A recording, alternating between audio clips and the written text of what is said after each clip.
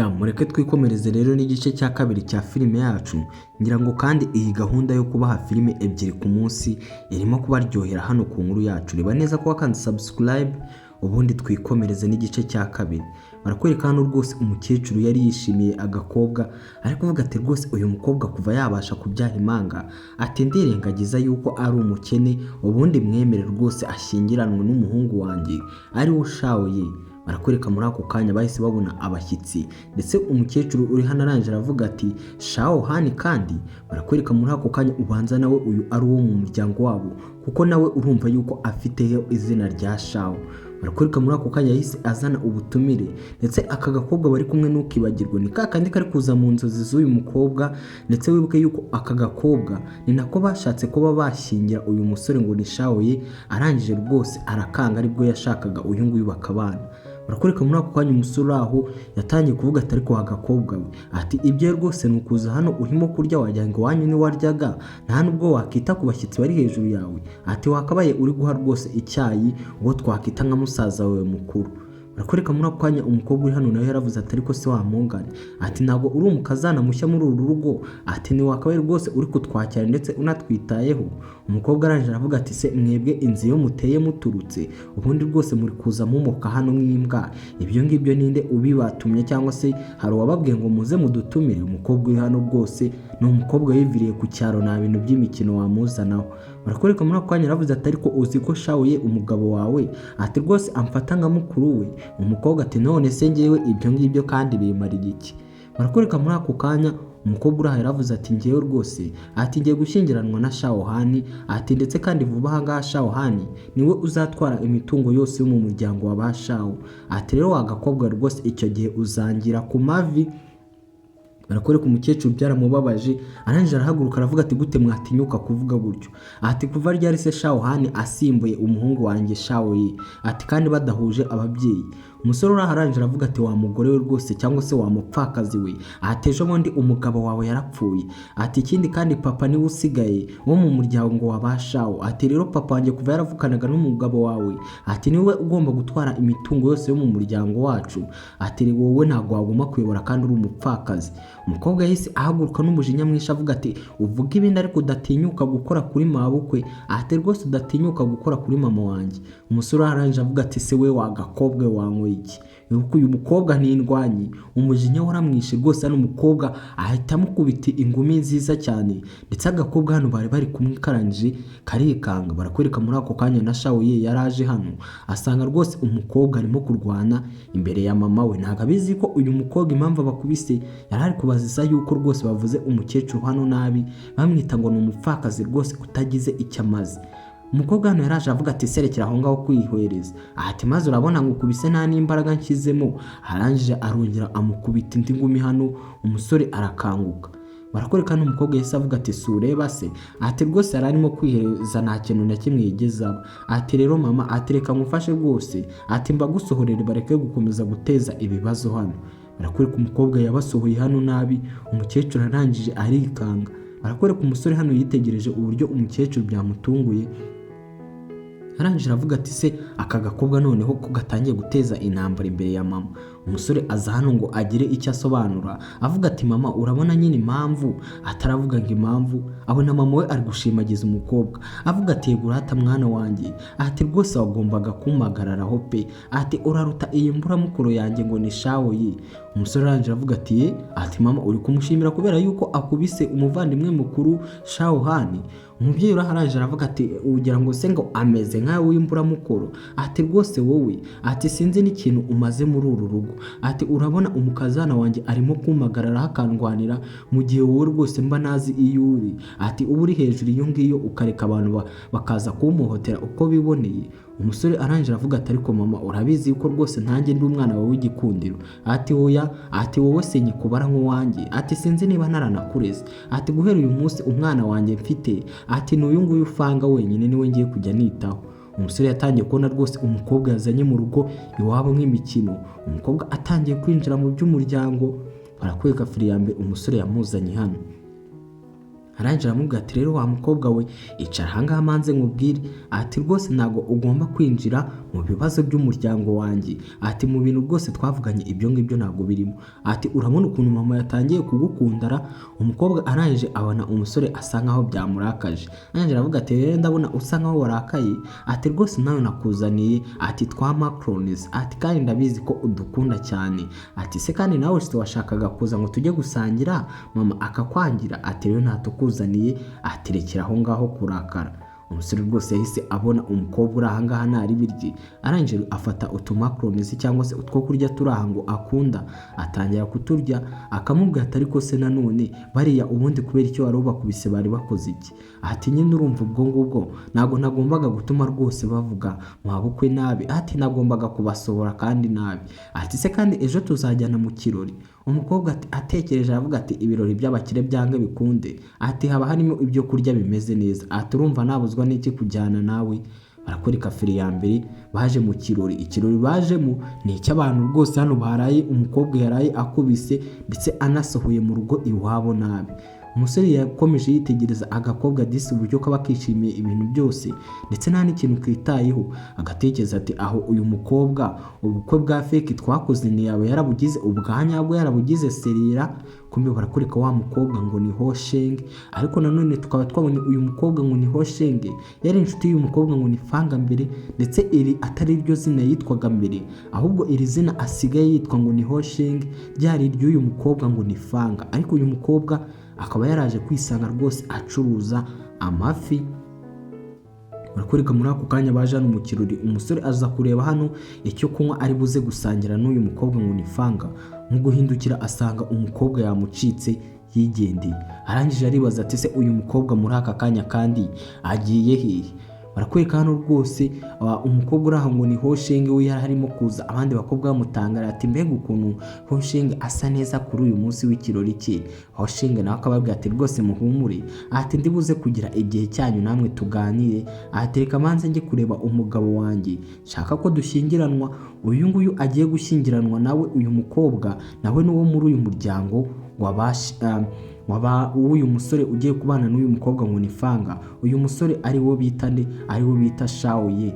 Barakwereka agakobwa kaje kwihisha hano rwose gatangira kurya ibyo kurya gakunda, kavuga ati umusore w'injiji utabasha kumenya n'ahantu umugore we yihishe. Umukobwa yaraje rwose yihisha hano, ubanza yaguye ku byo kurya akunda kandi adashaka yuko abantu bamubona. Barakwereka muri ako kanya hari umwana muto hano waje arangije aramugunga. Umukobwa arangije avuga ati warwana we, kuki utajya wubaha abantu bakuruta? Icyana kiri hano kiragiye kiravuga ati se ndakubaha, ubundi we waba uzi uwo ndi we? Ati waba uzi umuryango nurukamo wumve. Umukobwa arangije avuga ati umuryango wose waba uturukamo, ati ibyo ngibyo ntacyo bivuze warwana we, uba ugomba kubaha abantu bakuruta. Barakureka mama w'umwana yisaza arangije avuga ati wa mukobwa we uri uwa hehe umfatira umwana gutya? Umukobwa ati ngiye rwose nuruka mu barobyi. Abantu baraho barumirwa baravuga ati umukobwa uturuka mu muryango w'abarobyi se kandi gute yisanze hano muri iki kirori cy'abakire? Barakureka umugore uraha rwose mama w'umwana yatangiye kuvuga ati none gute umuntu wo mu barobyi yashyitse hano? Ati rwose ugombe kuba winjiye ahangaha uje nko kwiba cyangwa se uri umukozi w'ibyinyo, hari nk'umugabo rwose wakwinjije hano mu kirori uri umuvumbyi uri aho ngaho, none ugatinyuka ukankorera ku mwana ngo urashaka kumwigisha ikinyabupfura. Abantu baraho bose batangiye kujujura bavuga ati umukobwa wo mu barobyi we, ati yashyitse muri iki kirori gute?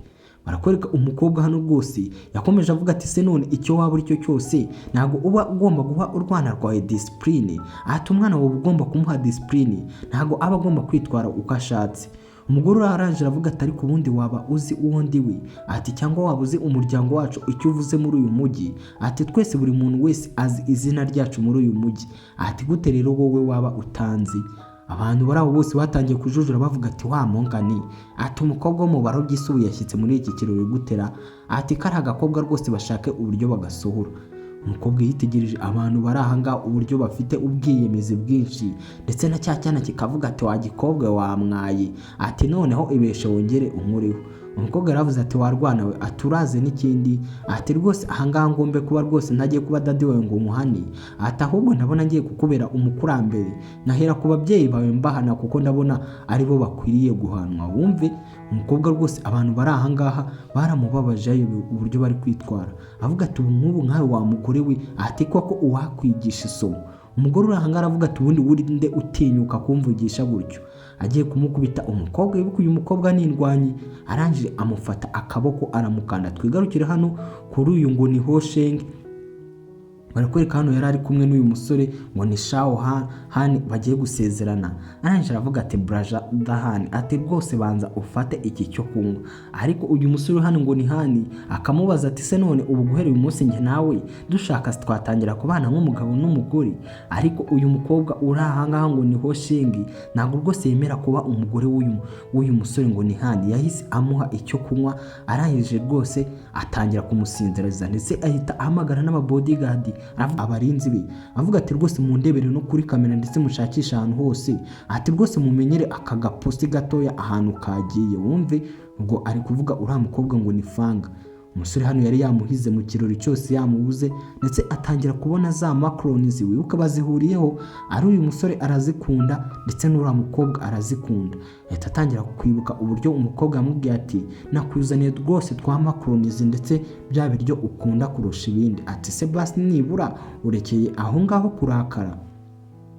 Arangije ahita atekereza yuko ari umukobwa wagiye uzinyanyagiza aha hose, ndetse yatangiye kugenda azikurikiye. Ageze aha ngaha barangije bamubwira ati aha hantu rwose ni VIP, nta muntu n'umwe wemerewe kuhinjira. Gusa wibuke uyu musore nawe ubwe ni indwanyi, yahise akubita umusekirite wari urinze aho, arangije arinjira. Mu bigaragara nuko uriya mukobwa yabipanze byose ndetse yari yashyizeho n'abasekirite. Barakwereka no rwose umusore yakomeje azikurikira, areba umuryango imbere zirangiriyeho, aravuga ati byange bikunde uyu mukobwa agombe kuba ari muri iki cyumba. Murebe barakwereka no rwose umusore yaje gukomanga icyumba, abona aho bagiye banyanyagiza utumakroni twarangiriye. Kumbe mu gukomanga icyumba barakwereka no rwose havuyemo wa mukobwa wigeze gushaka ko babana akamwanga, ndetse ari nawe wafungiranye Fanga, ndetse akaba ari kumwe n'ikigabo gishaka kumufata ku ngufu. Umukobwa hano yarafunguye, arangije aravuga ati rwose hano ndimo njyenyine, ndetse barakwereka na Hani hano yahise apfuka agakobwa umunwa, avuga ati wagakobwe ntuze gusakuza, ati cyangwa se rwose nkwice. Umukobwa uri hano yatangiye kuvuga ati none se muvandimwe Shao ye, ati rwose nijye waruje kureba wari unkumbuye. Umusore arangije avuga ati ndekura se nyine, ati se wewe kandi naba nkurebamo ibiki. Umukobwa arangije avuga ati ariko ndabizi neza numara kumenya ibingibi yuko wowe wakisa umugore wa rwose yaryamanye na Hani, ati uzaza rwose unyibwira ngo ari njye tubana, ati ndetse agakobwa niwe uri gutuma Shao ye ataba uwanjye, ati rero guhera uyu munsi byose biri buze kurangira. Barakwereka umusore hano yagize ngo icyumba nta wundi muntu urimo, ndetse bagiye gufunga muri ako kanya umusore nta hantu na hamwe yigeze ajya, yahise agaruka. Ndetse mu bigaragara nuko yari avuye kwambara iziga rwose bambara mu ntoki, yahise agakobwa agakubita urugi, karangije kikubita hasi, bigaragara nuko yakumvishe n'amagambo kavuze.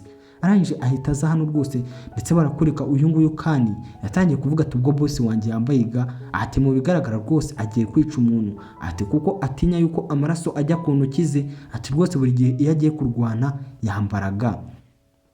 Barakwereka agakobwa kari aha ngaha, ibyo kari kapanze byose byarangiye byangiritse, ndetse muri ako kanya na Kani yahise aza azirika agakobwa. Gusa uri aha ngaha nawe bamuhaye imiyembe, kandi twumvise yuko imiyembe rwose imitera aririje ku buryo rwose ashobora kuba yanapfa.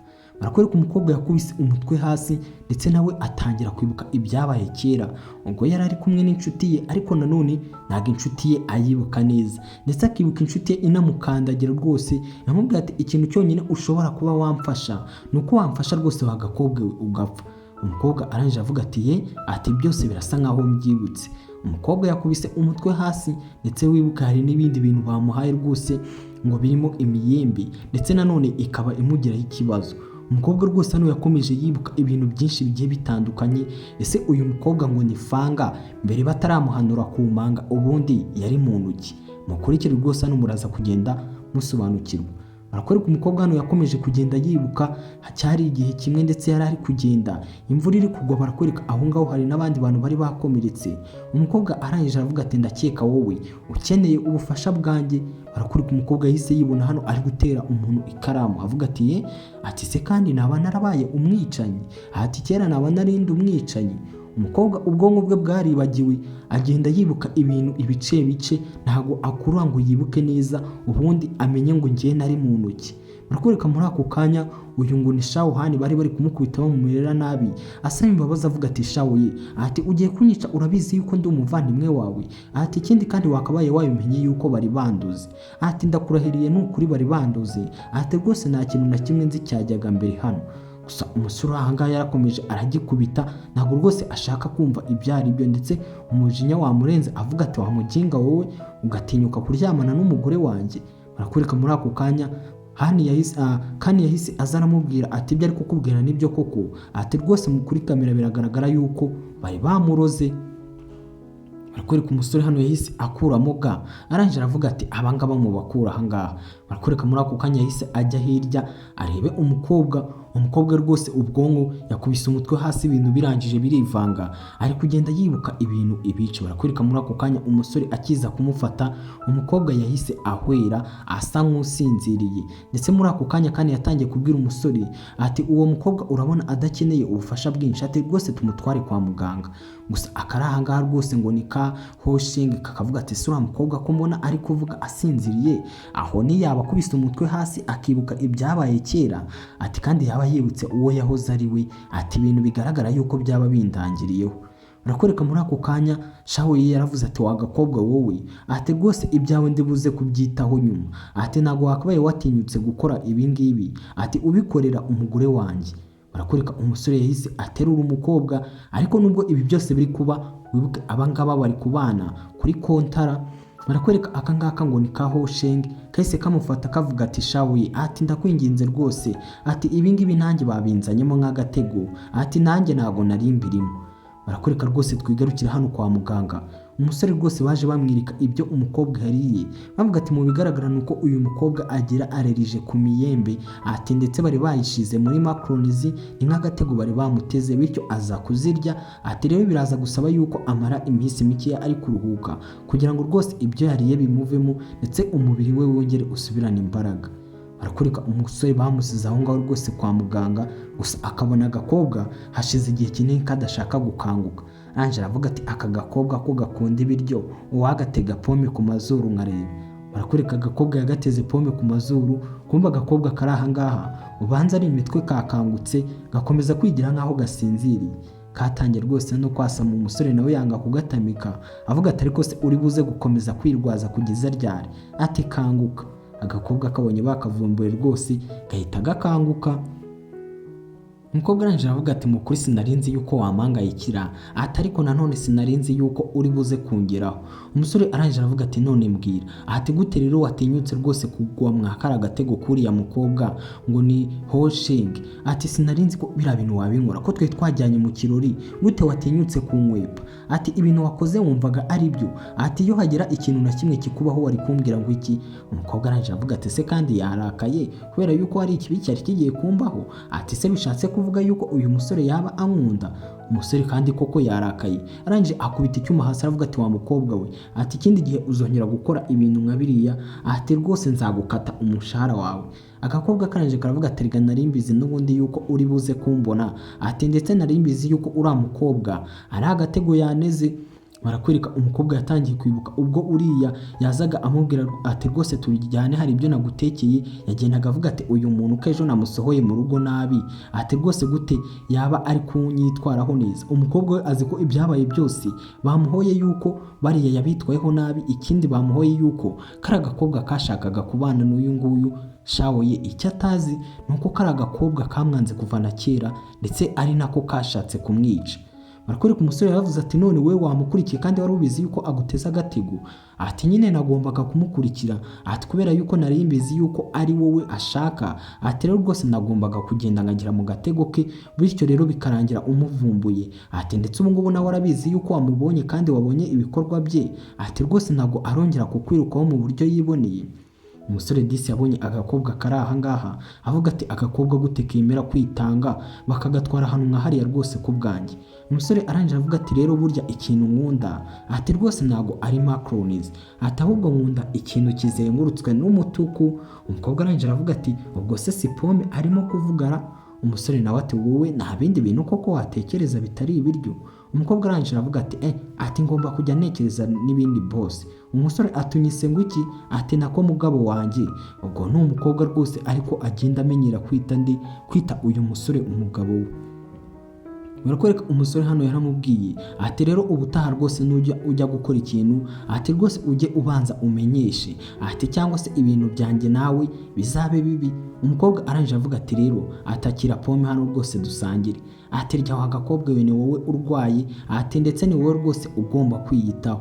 Umusore uri hano disi bisa nkaho nawe yikundiye aka gakobwa nubwo babana kuri kontara ndetse bakoze ubukwe cyangwa se mariage ya fake, ariko nanone murabizi uko abantu bagenda bamarana igihe kinini ati rwose abantu baba bagenda bamenyerana ndetse banamenyana bityo abantu bagakomeza gukundana. Ngira ngo murabyibuka keraho rwose umuntu yabaga yabana n'umuntu batarigeze bahurana mbere, ahubwo ko umuntu mukomeza kubana mukagenda rwose mukundana. Barakwereka ibyacu ntibyatinze hano mu ijoro umukobwa yongeye kugira za nzozi mbi ajya akunda kurota, arota rwose inshuti ye iri kumumanura ku musozi. Umukobwa uko agira inzozi mbi barakwereka hano rwose yaje yegera umusore. Wibuke iyo agize inzozi mbi ahita aza akegera uyu musore akamufata rwose akamuyambira ku buryo rwose aba yibagiwe yuko ibintu arimo ari akazi. Kome barakwereka umukobwa hamanuye ikiganza cye atangira kukinjiza mu mapantaro y'umusore.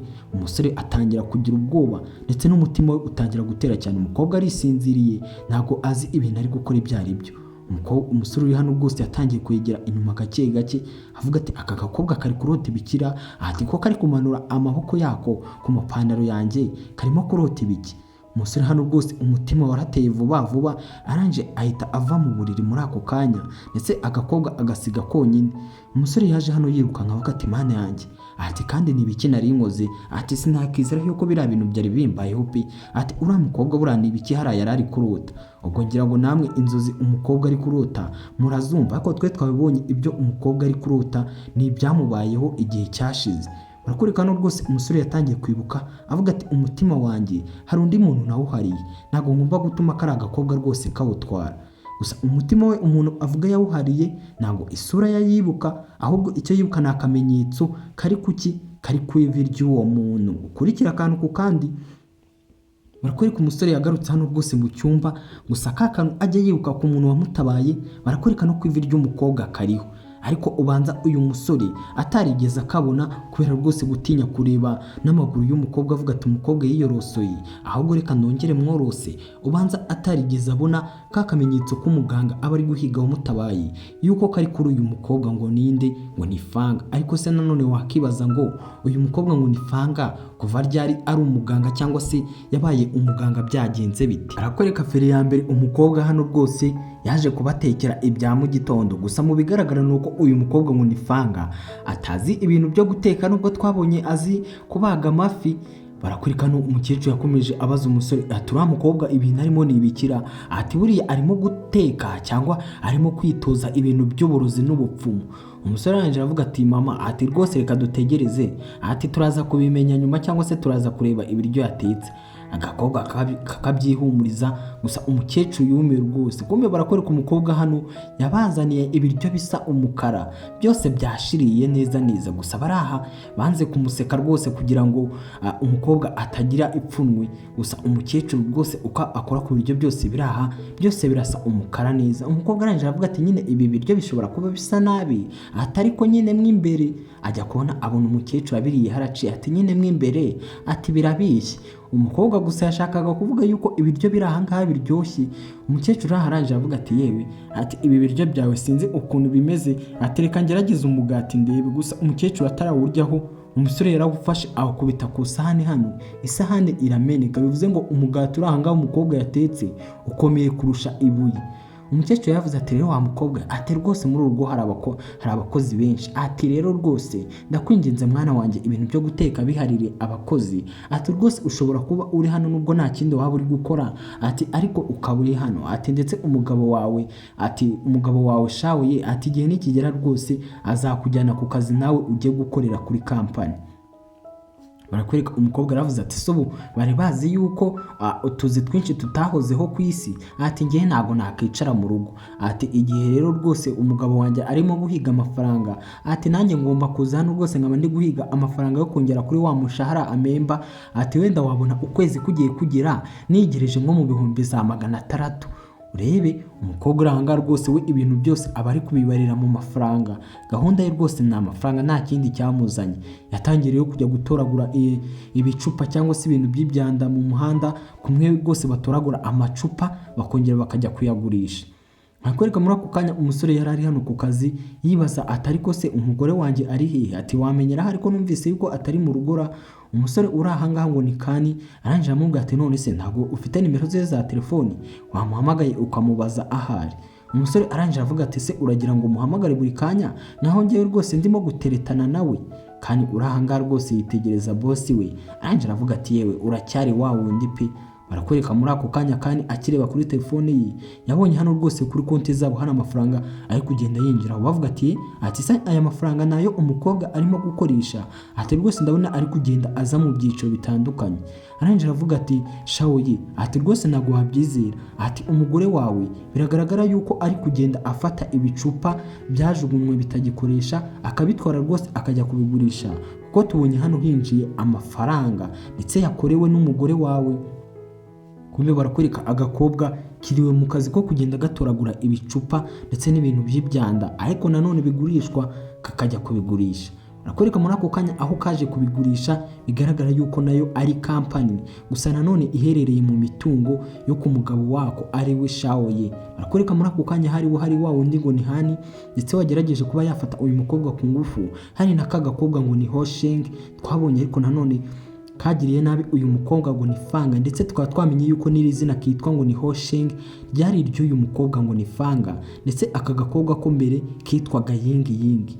Barakwereka muri ako kanya abantu bose bari aho batangiye kugaserereza bavuga ati ariko se wowe ntago uri umugore wa Shawoye, ati ndetse mu muryango kwa Shawoye baba bakujugunye, akaba ariyo mpamvu rwose wagakobwa urimo kugenda ushakisha imyanda ahantu hose, ati nkayeberwa rata impamvu aka gakobwa karimo kunuka amafi. Abo ngabo nabaraho barimo guserereza umukobwa, ariko Fanga uri hano we akabareba ni seseme rwose ubona yuko yanabasuzuguye avuga ati se ubu ngubu ngaba bari mu biki.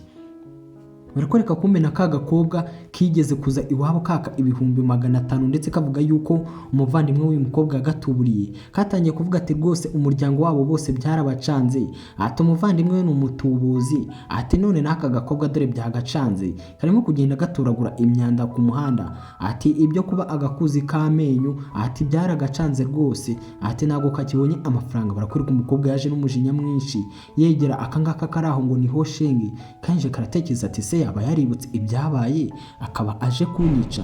Kumbe umukobwa uri ahangaha nta kindi yishakiraga icupa uyu mukobwa yari afite mu biganza bye, avuga ati mereza iryo cupa nyine, ati ngiye hano rwose nibereye mu kazi, ati ibyo bintu byanyu murimo kuvuga ntago mbyitayeho, ubundi ninde witaye ku bantu bavuga ubugoryi nkamwe?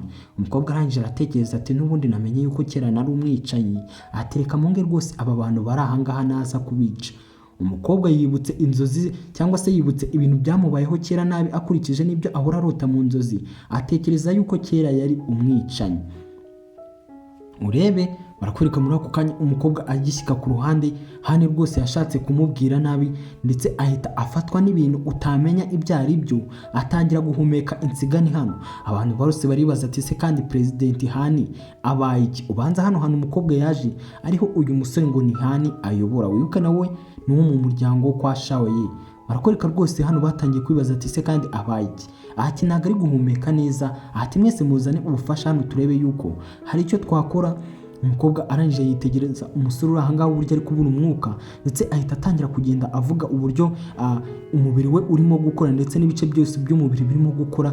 Mu bigaragara nuko uyu mukobwa dukurikije uburyo yatabaye mama wa Shawoye cyangwa se umubereye mabo ko filime igitangira, ndetse n'uburyo abonye uyu nguyu agahita amenya situation arimo, araza aramwegera ndetse atangira kuvuga muri teremi z'abaganga avuga rwose ikibazo uyu muntu ahuye nacyo, ndetse uri ahangaha ngo ni Hosheng aravuga ati se kandi aka gakobwa kaba kaributse ibintu byose, ati ntabwo natuma kamenya yuko kari akaganga, ati byaba bibi byatuma rwose yibuka uwo yari we. Kumva bigaragara nuko uyu mukobwa ntabwo twigeze twibeshya, niyo rwose watabaye uriya musore ngo ni Shaoye, ndetse uyu nguyu umuzi neza cyane aravuze ati sinatuma yibuka yuko yari umuganga mbere yuko abura ubwonko bwe bwibutse.